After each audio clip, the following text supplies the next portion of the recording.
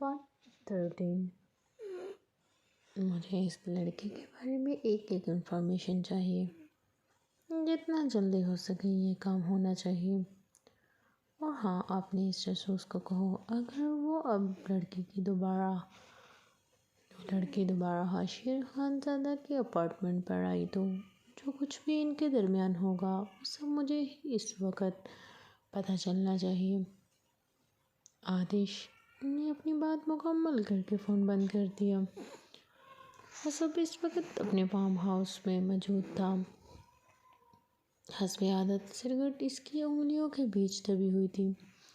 ہمیشہ کی طرح اس کی نیلی قاتلانہ آنکھوں میں خون اتر رہا ہوا تھا۔ وہ چہرے کے تاثرات سخت تھے جب اس نے تعبیر جیسی معصوم لڑکی کو حاشر خان زادہ کے اپارٹمنٹ میں دیکھا تھا۔ اسی کا غصہ اسے برا حال تھا۔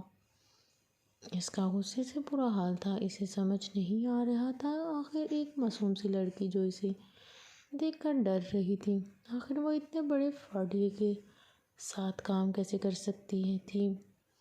آتش ابھی وہ کھڑا ہی سوچ رہا تھا جب کرن کی آواز چونکا، تم میری کال پک کیوں نہیں کر رہے تھے؟ کرن آتے ہی اس کی پشت سے لگ گئی، جس کے تاثرات پہلے ہی کافی سخت تھے۔ اب ضبط سے اس نے آنکھیں بند کی۔ آتش، کیا ہو گیا تمہیں؟ پہلے تو تم ایسے نہ تھے۔ کہیں ایسا تو نہیں اس ردا ریاض نے تمہیں؟ کرن پلیز۔ ردا کا نام سن کر آتش غصے سے مڑا جسے وہ ایک قدم پیچھے ہوئی۔ تو پھر آخر کیا بات ہے؟ تمہیں یاد ہے کہ 5 سال پہلے جب ہم دبئی میں ایک ساتھ کام کیا تھا تب ہم نے کام کے ساتھ ساتھ کتنا فن بھی کیا تھا، مگر اب تو تم سیدھے منہ بات ہی نہیں کرتے۔ کرن نے اداس لہجے میں ایک ادا سے کہا، جس پر آتش بنا کچھ کہے صوفے پر آ بیٹھا، جبکہ وہ بھی اس کے ساتھ ہی وہ بھی بیٹھی تھی۔ آتش، چلو نا آج کہیں باہر چلتے ہیں۔ مجھے کہیں بھی نہیں جانا، فی الحال میرا ایسا کوئی موڈ نہیں۔ آتش نے پیشانی رگڑتے ہوئے کہا، اف، ایک تم اور تمہارا موڈ۔ وہ ایک جھٹکے سے کہہ کر دور ہوئی، جس پر آتش باقاعدہ اسے گھورنے لگا۔ خیر مرضی تمہاری، ویسے بھی میں آج شام پارٹی میں جانے والی ہوں، سوچا تمہیں بھی ساتھ لے چلوں، لیکن تم تو اپنے موڈ پر ہی چلتے ہو نا۔ اچھی بات ہے کہ تمہیں سمجھ آ گیا، آتش نے نظریں پھیرتے ہوئے کہا، جس پر کرن کو غصہ آنے لگا۔ وہ ایک ضدی لڑکی تھی، خود کو اگنور ہوتا دیکھ کر وہ ہر حد پار کر جاتی تھی۔ ٹھیک ہے، میں جا رہی ہوں اور آئندہ ادھر نہیں آؤں گی، بالکل بھی، سمجھے تم؟ انگلی سے وارن کرتی ہوئی وہ غصے سے اپنا بیگ لیے وہاں سے چلی گئی، جبکہ وہ اب تک وہیں بیٹھا تعبیر کے بارے میں سوچ رہا تھا۔ وہ کتنی معصوم تھی،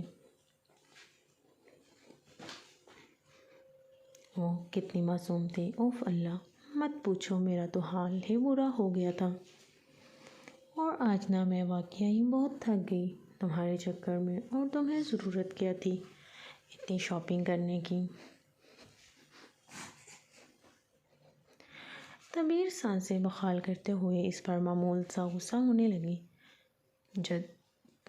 رائما نے منہ بنایا، میڈم، یہاں ہم صرف کام سے نہیں آئے بلکہ انجوائے بھی کرنے آئے ہیں، اور میں تو کروں گی۔ بھائی، شاپنگ اتنے سارے پیسے جمع کیے ہوئے تھے، اب کہیں تو خرچ کرنے ہی ہوں گے نا۔ رائما آج کی شاپنگ دیکھ رہی تھی، اور وہ لوگ آج پورا دن ڈھیر ساری شاپنگ کرنے میں گزار چکے تھے، جبکہ اب وہ لوگ واپس اپنے ہوٹل کے روم میں آ چکی تھیں۔ تعبیر کے بہت منع کرنے پر صرف آج رات کے لیے وہ لوگ ہوٹل میں ٹھہرے تھے، جبکہ کل صبح ہی وہ حاشر خان زادہ کے اپارٹمنٹ پر جانے والے تھے۔ ویسے وائمہ، حاشر خانزادہ کے دیے ہوئے اپارٹمنٹ پر رکنا مجھے کچھ مناسب نہیں لگ رہا۔ تبیر نے کچھ سوچتے ہوئے کہا، جس پر وائمہ نے اس بات میں سر ہلایا۔ ہاں، کہہ تو تم صحیح رہی ہو، لیکن بڑی بات ہے نا کہ کوئی اتنا بڑا اسٹار تم پر اتنا مہربان ہو رہا ہے کہ رہنے کو گھر ہی دے دیا۔ وائمہ حیرت انگیزہ انداز میں کہنے لگی، جس کے آخری الفاظ پر تبیر نے اسے گھورا۔ یار ہنی میم کو کہو کہ انہیں منع کر دیں۔ اف ہو یار، کیا ہو گیا تمہیں؟ تم نہ کچھ زیادہ ہی سوچ رہی ہو۔ چلو شاباش، اب اپنے اس ننھے سے دماغ پر مزید کوئی بوجھ نہ ڈالو۔ وائمہ نے اس کی کن پٹی پر ہاتھ لگاتے ہوئے کہا، جس پر تبیر آنکھیں گھماتی ہوئی اپنی جگہ پر آ لیٹی، جبکہ وائمہ اب اپنے موبائل میں مصروف تھی، جبکہ تبیر آنکھیں بند کیے لیٹی تھی۔ ابھی 5 منٹ بھی نہیں گزرے تھے جب وائمہ خوشی سے چیخنے لگی، او مائی گاڈ، ایسا کیسے ہو سکتا ہے؟ نہیں یار نہیں، مطلب ہائے اللہ جی، کیا یہ سچ ہے؟ اف، میں تو مر ہی نہ جاؤں کہیں۔ وائمہ کی بابلی باتوں پر تبیر نے منہ پر سے کمفرٹر اٹھایا اور اسے گھورنے لگی، جو اس وقت پاگلوں کی طرح مسکراتے ہوئے موبائل پر دیکھ رہی تھی۔ کیا ہو گیا ہے وائمہ، کیوں چیخ رہی ہو؟ کیا کوئی لاٹری نکل گئی ہے تمہاری؟ ہائے میری سینوریٹا، یہی سمجھو۔ تبیر نے سوالیہ نظروں سے اسے دیکھا، جس پر وہ صوفے پر اٹھ کر اس کے پاس آئی۔ یہ دیکھو آتش دورانی۔ وائمہ کے نام لینے کی دیر تھی جب تبیر کا دل دھڑکنے لگا۔ ایک عجیب سی کیفیت اس پر طاری ہوئی۔ دیکھو، انہوں نے ابھی کچھ دیر پہلے ہی انسٹاگرام پر اپنی نیو پکچر پوسٹ کی ہے، اور لوکیشن دیکھو، یہی اسلام آباد کی لگی ہوئی ہے۔ تبیر نے اسکرین پر نظر ماری تو بے ساختہ اس کا ماتھا سینے پر دل کے مقام پر آ گیا۔ وہ وائٹ کرتا شلوار میں ملبوس ٹانگ پر ٹانگ رکھے بیٹھا تھا، جبکہ اس کی نیلی آنکھیں چشمہ چھپا چکا تھا۔ تصویر میں اتنے ہینڈسم لگ رہے ہیں۔ ریل میں تو کیا ہی بات ہے، وائمہ نے چاہت بڑی نگاہوں سے دیکھتے ہوئے کہا، جس پر تبیر نے اسکرین پر سے نگاہ ہٹائی۔ ہائے کتنا مزہ آئے گا اگر وہ اسلام آباد میں ہمیں کہیں نظر آ جائے۔ اف، میں تو ان کی فین ہو گئی ہوں۔ وائمہ کی بات پر تبیر نے اسے گھورا۔ کس کی فین ہو تم؟ کبھی حاشر خانزادہ بن جاتی ہو تو کبھی آتش دورانی کی۔ ارے میری سینوریٹا، میں کیا بتاؤں تمہیں، جو بات آتش دورانی میں ہے نا، وہ بات حاشر خانزادہ میں بھی نہیں ہے۔ کاش وہ میرے سامنے آ جائیں، کہیں مل جائیں، تو کیا کر لو گی تم؟ تو میں انہیں کہوں گی، مجھے آپ کا آٹوگراف چاہیے، وہ بھی ہینڈ پر۔ وائمہ کی حالت پر تبیر نے اسے پھر سے گھورا۔ اف، بس بھی کر دو پاگل لڑکی، ہر وقت آتش۔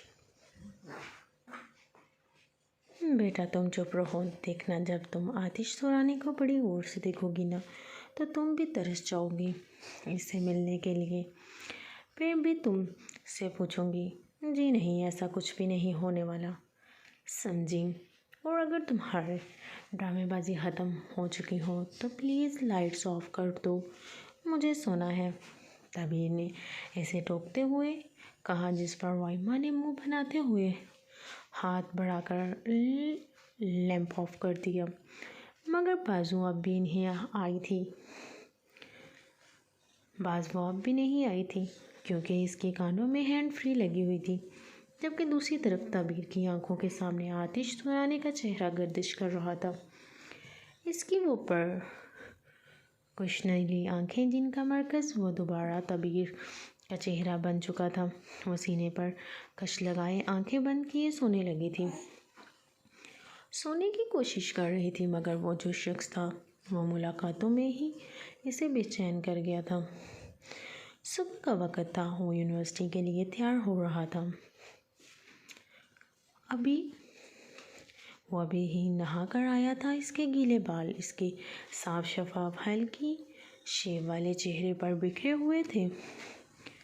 ابھی وہ ٹاول کی مدد سے بالوں کو سکھانے میں مصروف تھا، جب اسے یاد آیا کہ اسے آج کسی روٹے ہوئے کو منانا بھی ہے۔ اس نے جلدی سے اپنا ٹراؤزر اور شرٹ تبدیل کیے۔ آج اس نے بلو پینٹ کے ساتھ بلیک کلر کی ٹی شرٹ پہنی تھی، جس سے اس کی ہلکی پھلکی ورزش جسمانی واضح ہو رہی تھی۔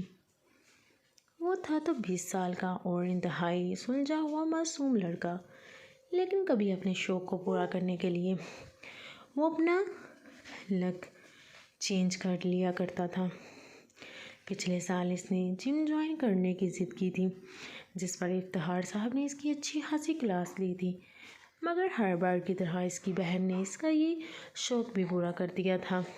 تب صرف کچھ مہینے ہی وہ جم گیا تھا، لیکن گھر کے حالات سے مجبور ہو کر اس نے اپنا یہ شوق بھی ختم کر لیا تھا۔ اب وہ یونیورسٹی کے لیے بالکل ریڈی تھا۔ اپنے بالوں کو ترتیب سے دور کرتا ہوا وہ اپنا بیگ لیے کمرے سے باہر نکلا، جب افتخار صاحب اخبار پڑھنے میں مصروف تھے۔ اسے باہر آنا دیکھ کر گھورنے لگے۔ وہ ہمیشہ فجر سے اٹھ جاتا تھا۔ یہ عادت اسے تعبیر کی وجہ سے پڑی تھی، کیونکہ تعبیر شروع سے ہی فجر سے اٹھ کر نماز سے فارغ ہو کر پھر جلدی ناشتہ بنا لیا کرتی تھی اور اپنے تمام کام نپٹا کر اسکول چلی جاتی تھی۔ اور اب وہ بھی یہی کرتا تھا، جلدی اٹھ کر بابا جان کو ناشتہ اور دعا دے کر اپنا ناشتہ کر کے تیار ہو کر یونیورسٹی چلے جایا کرتا تھا۔ بابا جان میں جا رہا ہوں، وہ مصروف انداز میں کہتا ہوا اپنے جوتے پہننے لگا، جبکہ انہوں نے اس کی بات کا کوئی جواب نہ دیا، بلکہ وہ اب بھی اسے گھور رہے تھے۔ اپنی بات کا جواب نہ پا کر وہ ان کی طرف متوجہ ہوا، جو اسے گھورنے میں مصروف تھے۔ بابا جان، کیا ہو گیا؟ دیکھ رہا ہوں آج کل بڑا بن سور کر نکل رہے ہو، کن چکروں میں ہے بیٹا؟ بابا جان کی بات پر شاویز نے آنکھیں گھمائیں، جسے واقعی وہ کسی چکر میں ہو، جس پر انہوں نے اسے مزید گھورا۔ او کمن بابا جان، سب لوگ ایسے ہی آتے ہیں وہاں، اور ویسے بھی آپ کو تو خوش ہونا چاہیے کہ آپ کا بیٹا اپنی پرسنالٹی سدھار رہا ہے۔ شاویز نے آخری والے الفاظ میں ایک اسٹائل سے اپنے بالوں پر انگلیاں پھیریں، جس پر افتخار صاحب آئی برو اچکائے اسے گھورنے لگے۔ کتنا بھی بن سور رہے گا تو گدھا کا گدھا ہی، افتخار صاحب نے غصے سے منہ بناتے ہوئے کہا، اور اپنے اخبار میں مصروف ہو گئے، جبکہ بیچارہ شاویز بیچارگی والا منہ لیتا ہوا خدا حافظ کہہ کر واپس وہاں سے چلا گیا، کیونکہ آج یونیورسٹی سے پہلے اسے کچھ امپورٹنٹ کام کے لیے جانا تھا۔ یار اٹھ جاؤ، کچھ پڑھ لو، کچھ فکر کر لو کہ کل پیپر ہے۔ تمہارا کب تک اپنے فیوچر کو برباد کرتی رہو گی؟ تمہیں ذرا فکر نہیں اپنے ڈیڈ کی، اپنے فیوچر کی؟ تم لائف میں صرف کھو رہی ہو اپنی قیمتی وقت، مگر یا کچھ بھی نہیں رہے۔ ہمیشہ کی طرح آج بھی وہ چھوٹی سی لڑکی سے سمجھنے کی کوشش کر رہی تھی، جبکہ وہ اب تک کمفرٹر میں منہ چھپائے سونے میں مصروف تھی، لیکن اب اس کی نیند میں خلل پیدا ہو چکا تھا، جس پر وہ منہ بناتے ہوئے غصے سے اسے گھورنے لگی، جبکہ کمفرٹ صرف اس کی آنکھوں سے ہٹا ہوا تھا۔ یار کیا ہے حریم، اماں نہ بنا کرو، ضروری ہے روز روز مجھے غیرت دلانا؟ جب پتہ ہے میں نہیں سدھرنے والی، تو پھر کیوں اپنی انرجی ضائع اور میری نیند خراب کرتی ہو؟ وہ منہ بناتے ہوئے کہنے لگی، اور پھر کمفرٹر اوڑھ گئی، جس پر حریم نے نفی میں سر ہلاتے ہوئے اسے دیکھا اور اپنے بالوں کی اونچی سی پونی بنا کر اپنے شوز پہننے لگی۔ اچھی بات ہے، پڑی سوتی رہو، ویسے بھی ابھی بانو آنٹی صفائی کے لیے میڈ کو بھیجنے والی ہے، پھر دیکھتی ہوں کس سے نہیں اٹھتی تم۔ حریم کی بات سن کر آئزل کو جھٹکا لگا، کیونکہ اس نے حریم سے چھپ کر سگریٹ کی ڈبیاں چھپائی رکھی تھیں۔ اگر صفائی کے دوران ملازمہ کے ہاتھیں چڑھ جاتی تو بانو آنٹی نے اسے سب لڑکیوں کے سامنے ذلیل کر دینا تھا۔ اچھا بس جاؤ کام کرو اپنا، اماں نہ بنو۔ آئزل نے کمفرٹر سے ایک ہاتھ باہر نکال کر اسے اشارے سے جانے کا کہا، جس پر وہ منہ بناتی ہوئی وہاں سے چلی گئی۔ اس کے جاتے ہی آئزل اچھل کر بیڈ سے کودی، کمفرٹ اس سے سائڈ پہ پھینکا اور دروازے کی طرف لپکی۔ ہوں نہ ہوں کر دیا میں نے، ہوں ہاں کر دیا میں نے ٹھیک طرح سے لاک۔ آپ دیکھتے ہیں کسے پکڑتی ہیں یہ بانو آنٹی میری سگریٹ کی ڈبیاں۔ وہ یک طرفہ مسکراہٹ لیے واپس بیڈ پر آ لیٹی اور پھر سے سو گئی۔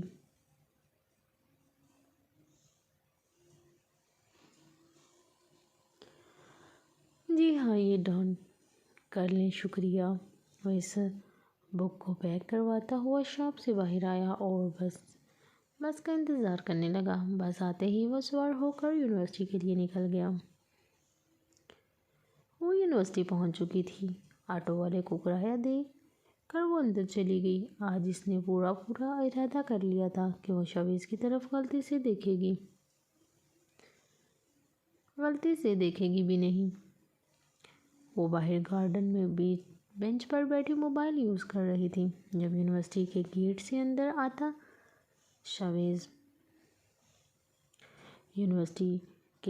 اندر آتا دیکھا شویز، جو پتا تھا وہ اس وقت گارڈن میں ہی ہوگی، اس لیے بنا ادھر ادھر دیکھے وہ سیدھا اندر آ کر سیڑھیاں عبور کرتے ہوئے اپنی کلاس میں چلا گیا۔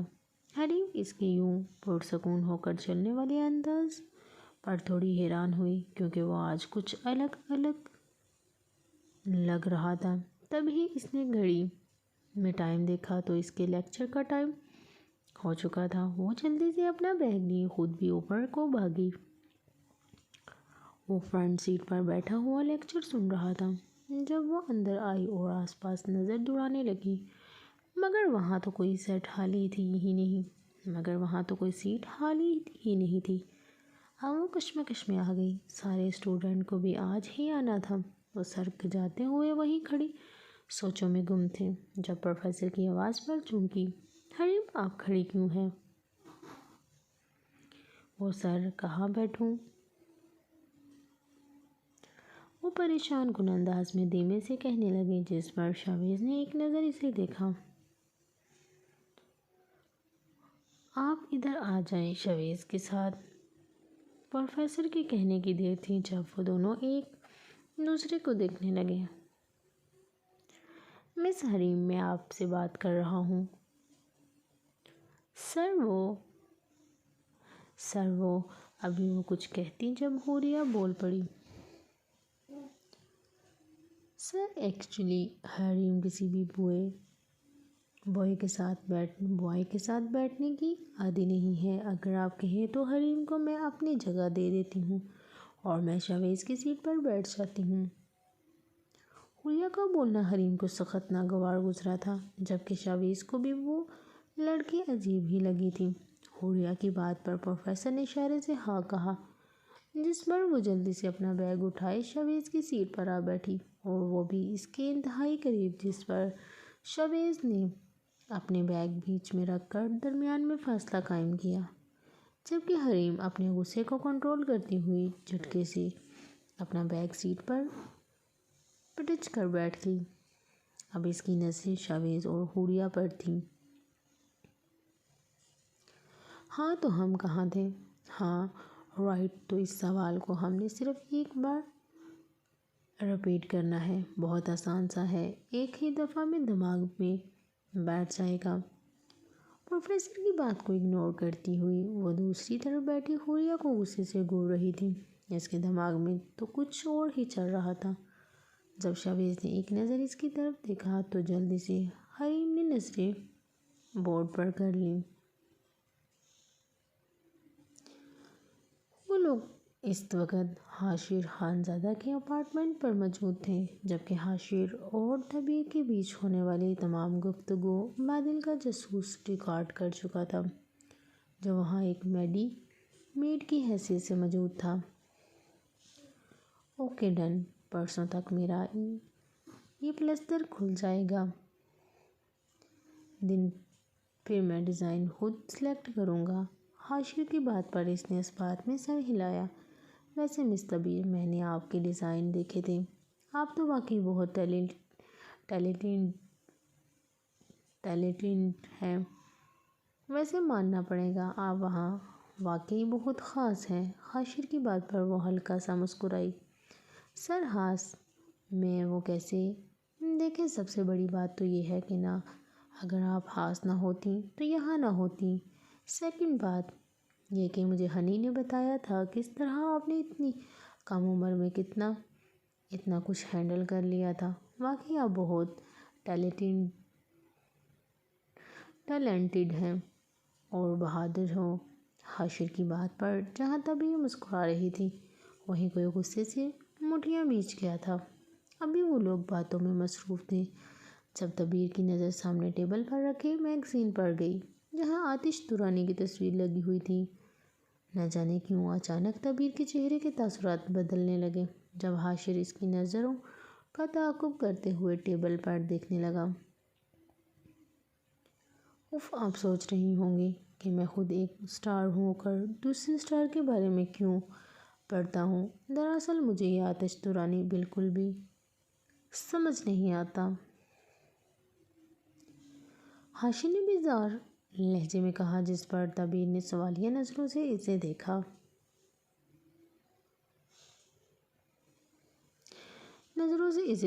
ہر ہفتے اس کی کوئی نہ کوئی کارنامے سننے کو ملتے ہیں۔ انفیکٹ میں جب بور ہو رہا ہوتا ہوں تو اکثر اس کے بارے میں نیو اپڈیٹس دیکھ لیتا ہوں۔ حاشر کی بات سن کر نہ جانے طبیعت کو کیوں عجیب لگ رہا تھا۔ آپ ہنس کیوں رہی ہیں؟ Really quite innocent girl, you don't know کہ میں کیوں ہنس رہا ہوں۔ دراصل آپ انٹرنیٹ پر بس آتش درانی کی نیو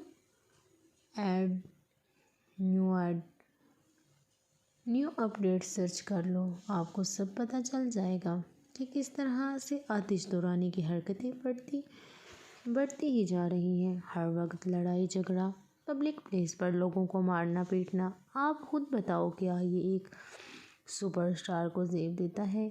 خیر، میں تو ہنس کر پاگل ہو جاتا ہوں۔ طبیعت کے معصومانہ سوال پر جب حاشر نے ہنس کر کہا تو طبیعت کا وہاں رکنا کافی مشکل ہو گیا تھا۔ ویل سر، آپ آرام کریں، اب میں چلتی ہوں۔ اوکے مس طبیعت، آئی ہوپ آپ کو یہاں کسی بھی چیز کی کوئی کمی نہیں ہوگی۔ حاشر کی بات پر وہ مسکراتی ہوئی وہاں سے چلی گئی، جبکہ حاشر کی گئی بکواس پر آتش نے غصے سے موبائل گلاس پر مارا۔ حاشر خانزادہ، نہیں چھوڑوں گا، میں تمہیں بالکل بھی نہیں چھوڑوں گا۔ اس نے کال ملائی اور کسی سے بات کرنے لگا۔ مجھے آج ہر حال میں وہ لڑکی اپنے فارم ہاؤس پر چاہیے، کچھ بھی کرو کچھ بھی، لیکن مجھے آج ہی وہ لڑکی یہاں چاہیے۔ وہ بریک ٹائم میں اپنا موبائل لیے باہر گئی تھی، جبکہ شاویز اپنی کتابوں میں جڑا بیٹھا تھا۔ ساتھ ہی پورے 2 لیکچرز میں اس نے حوریہ کو اگنور کیا تھا، مگر وہ بہت چپکو ثابت ہوئی تھی۔ شاویز نے ایک نظر پوری کلاس میں دوڑائی۔ تقریباً اس وقت کلاس میں کوئی نہ تھا۔ شاویز نے اپنے بیگ سے ایک پیک ہوا تحفہ نکالا اور دھیمے قدموں سے چلتا ہوا حریم کے بیگ کی طرف آیا۔ اس نے جلدی سے حریم کے بیگ میں وہ بک رکھی اور واپس اپنی پوزیشن پر آ بیٹھا۔ کچھ ہی دیر میں حریم کلاس میں آئی۔ ایک نظر شاویز کو دیکھا جو اب تک کتابوں میں مصروف تھا۔ حریم نے نوٹ کیا تھا آج شاویز اسے بار بار اگنور کر رہا تھا، لیکن وہ بھی تو اسے اگنور کر رہی تھی، وہ بھی تو اس سے دور بھاگ رہی تھی۔ ابھی وہ اپنی سیٹ پر بیٹھی موبائل میں مصروف تھی جب حوریہ ایک ادا سے کلاس میں آئی اور شاویز کے مخالف جا بیٹھی۔ ہائے شاویز، تم کینٹین نہیں گئے؟ شاویز نے ایک نظر اپنے برابر بیٹھی لڑکی کو دیکھا، پر نفی میں سر ہلاتے ہوئے واپس اپنی کتابوں میں مصروف ہو گیا۔ اف، تمہیں بھوک بھی نہیں لگتی؟ ویسے ایک بات بتاؤ۔ ویسے ایک بات ہے، آج تم اس دن سے زیادہ ہینڈسم لگ رہے ہو۔ So smart. حوریہ کی بات پر شاویز نے ایک نظر حریم پر ماری، جو اب پین کی نیب کو کاپی میں گاڑ رہی تھی، جیسے بہت غصے میں ہو۔ ویل، دکھاؤ تم کیا پڑھ رہے ہو۔ ویسے ماننا پڑے گا تم واحد ہو جو اتنی محنت کرتے ہو، ورنہ ہمارے یہاں کے بوائز تو بس ایگزام سے ایک دن پہلے کتاب کھول کر دیکھتے ہیں، وہ بھی صرف کچھ ہی منٹوں کے لیے۔ حوریہ نے اس کے ہاتھ سے بک چھینی اور ایک نظر مار کر واپس اسے دے دی، تب ہی اس کا موبائل رنگ ہونے لگا۔ ایکسکیوز می، میری امپورٹنٹ کال ہے، وہ انگلی کے اشارے سے بتاتی ہوئی موبائل کان پر لگائے کلاس سے باہر چلی گئی، جبکہ اب صرف وہ دونوں ہی وہاں موجود تھے۔ تبھی ایک نظر اس نے شاویز کو دیکھا، مگر کچھ نہ کہا۔ جب شاویز کا بھی کچھ ایسا ہی حال تھا، لیکن وہ اب تک ایک کشمکش میں تھا کہ آخر حریم کو اپنی ہی دوست سے اتنی جلن کیوں ہو رہی تھی۔ ابھی وہ یہی سوچ رہا تھا جب حریم کو موبائل رنگ ہوا۔ مگر آپ پلیز انتظار کریں، میں بس ابھی آئی۔ وہ جلدی سے فون بند کرتی ہوئی پریشانی سے اپنا بیگ لیے وہاں سے بھاگی۔ اف آئزل، تم نہیں سدھرو گی۔ شاویز حیران تھا کہ آخر کیا ہوا ہوگا۔ اے لڑکی، تمہیں شرم نہیں آتی؟ میں پہلے بھی کتنی بار سمجھا چکی تھی کہ ناجائز کام یہاں بالکل بھی نہیں کرنے، مگر تم تو انتہا کی بے شرم لڑکی نکلی۔ یہ تربیت دی تھی تمہارے باپ نے تمہیں؟ بانو آنٹی نے چیخ کر پورے ہاسٹل کو اکٹھا کر دیا تھا۔ سب لڑکیاں آئزل کے کمرے کے باہر جگمگٹ لگائے کھڑی بانو آنٹی کی باتیں سن رہی تھیں، جبکہ آئزل مٹھیاں بیچنے کھڑی ہوئی تھی۔ وہ گہری نیند سونے میں مصروف تھی، اس بات ایسے انجان کہ اس نے دروازہ صرف لاک کیا تھا، جسے بانو آنٹی دوسری چابی سے کھول چکی تھی۔ میڈ سے اس کے کمرے اور الماری کی صفائی کا کہہ کر جانے لگی تھی۔ جب میڈ نے انہیں بتایا کہ آئزل کی کبرڈ سے سگریٹ کی ڈبیاں نکلی تھیں، پھر کیا ہونا تھا، انہوں نے ایک بار پھر پورا ہاسٹل سر پر اٹھا لیا تھا۔ میرے باپ پر مت جائیے گا، بہتر ہوگا۔ آئزل کی آنکھوں میں خون اترنے لگا تھا، جبکہ سب اس بات سے انجان تھے کہ کوئی تھا کھڑکی کے دوسرے پار جو ساری صورتحال دیکھ اور سن چکا تھا۔ واہ، کیوں نہ جاؤں؟ جس باپ نے سالوں تجھے ہمارے سر پر عذاب کی طرح چھوڑ کر پلٹ کر آج تک نہیں پوچھا، ایسے باپ پر تو لعنت ہے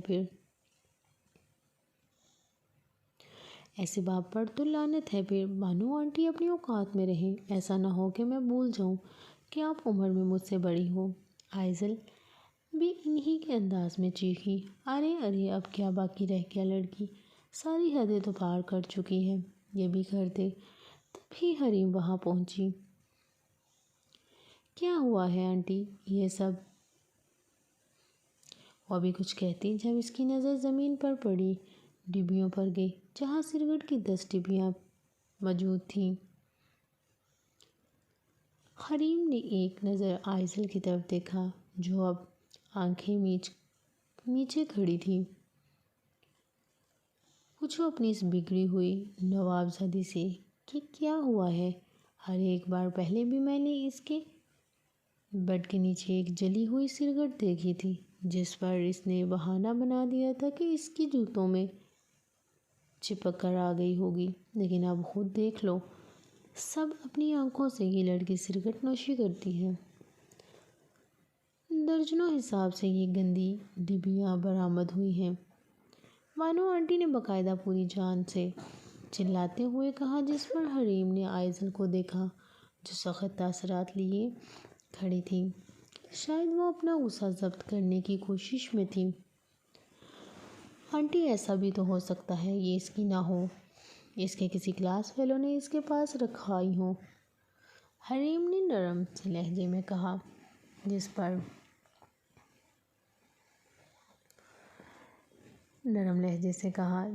وہ تیزیہ سے ہنسنے لگی۔ لڑکی کون سی دنیا میں ہو؟ یہ لڑکی جس سے تم بچانا چاہ رہی ہو یہ ایک انتہائی بدتمیز، بے حیا، بگڑی ہوئی لڑکی ہے۔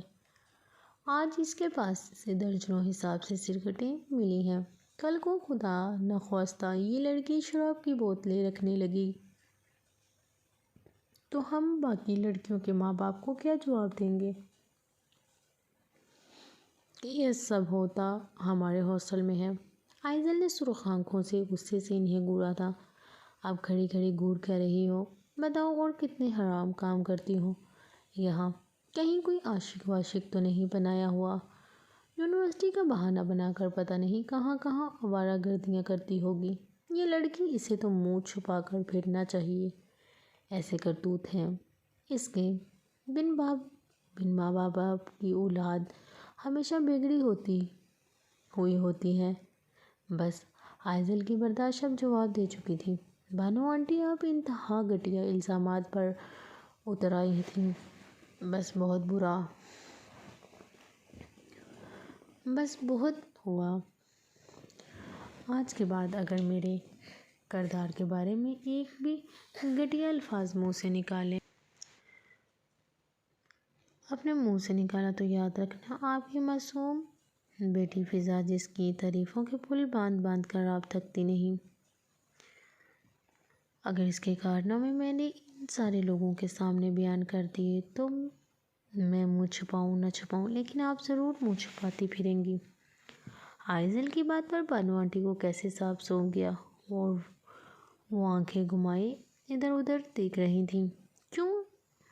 کیونکہ جو لڑکیاں کچھ دیر پہلے آئزل کے بارے میں باتیں کر رہی تھیں اب وہی لڑکیاں ان کی بیٹی کے بارے میں باتیں بنا رہی تھیں۔ اور رکھیں اپنا یہ 3rd کلاس ہاسٹل، میں یہاں سے چلی جاؤں گی، وہ بھی بہت جلد۔ آئزل نے اپنی بات مکمل کی اور بیڈ سے کپڑے اٹھا کر واش روم چلی گئی۔ اس نے جلدی جلدی برش کیا، فیس واش کیا اور اپنی سرخ آنکھوں کو بے دردی سے رگڑتے ہوئے ان میں سے بہتے آنسوؤں کو روکا اور شاور کھول کر نیچے کھڑی ہو گئی۔ آپ لوگ یہاں کیا کر رہے ہیں؟ جائیں سب پلیز، اور آپ بھی بانو آنٹی، کر لیا نا اپنے تماشا، مل گیا آپ کے دل کو سکون، یہی چاہتی تھی نا آپ؟ اب آپ جا سکتی ہیں۔ آج پہلی بار حریم نے کسی سے تلخ کلامی کی تھی اور انہیں باہر کو دھکیل کر دروازہ بند کر دیا تھا۔ اب وہ آئزل کے باہر آنے کا ویٹ کر رہی تھی۔ نئے کپڑے تبدیل کر کے اپنے گیلے بالے لیے وہ باہر آئی۔ جب حریم فکر مندی سے اس کی طرف بڑھی لیکن وہ اسے مکمل اگنور کر کے اپنے کاموں میں مصروف رہی۔ اس نے جلدی سے اپنے شوز پہنے، اپنے بیگ میں کتابیں رکھیں اور اپنا موبائل ڈھونڈنے لگی۔ آئزل، منع بھی کیا تھا کہ نہ پیو سگریٹ، دیکھو اب کیا ہوا۔ اب کتنا بڑا مسئلہ کھڑا کر دیا بانو آنٹی نے، تم کیوں نہیں سنتی میری بات؟ حریم نے نرم لہجے میں سمجھانا چاہا، جسے وہ سنی انسنی کر کے سگریٹ کی ڈبیاں اٹھا کر اپنے بیگ میں رکھ کر اپنی گاڑی کی چابی لیے باہر جانے لگی۔ اب کہاں جا رہی ہو؟ حریم نے اس کا ہاتھ پکڑ کر روکا، جس پر وہ پلٹی۔ حریم حیران رہ گئی۔ آئزل کی آنکھیں خون کی طرح لال ہو رہی تھیں، چہرہ سرخ پڑ چکا تھا، آنکھوں میں نمی تھی۔ آئزل، مجھے مت روکنا، میں اب تب ہی آؤں گی جب نئی جگہ کا انتظام ہو چکا ہوگا، آئزل نے سخت لہجے میں کہا اور بامشکل اپنے آنسوؤں کو ضبط کرنے کی کوشش کی۔ آئزل پاگل نہ بنو، تم کہاں جاؤ گی؟ اللہ کی زمین بہت بڑی ہے، سر چھپانے کے لیے کوئی نہ کوئی ٹھکانہ تو مل ہی جائے گا۔ آئزل نے اپنی بات مکمل کی تو حریم کی تمام باتوں کو سنی انسنی کرتے ہوئے وہاں سے چلی گئی، جبکہ دوسری طرف دریس جلدی سے چھلانگ لگا کر پائپ سے کودا اور اپنی بائک لیے وہاں سے چلا گیا۔ نیکسٹ پارٹ جاری ہے۔ پلیز آپ کو میرا چینل پسند آیا ہو تو میرے چینل کو سبسکرائب اور بیل کو پریس کر دیں، اور اگر میرا ناول پسند آیا تو پلیز کمنٹ میں ضرور بتائیے گا۔ اوکے، اللہ حافظ۔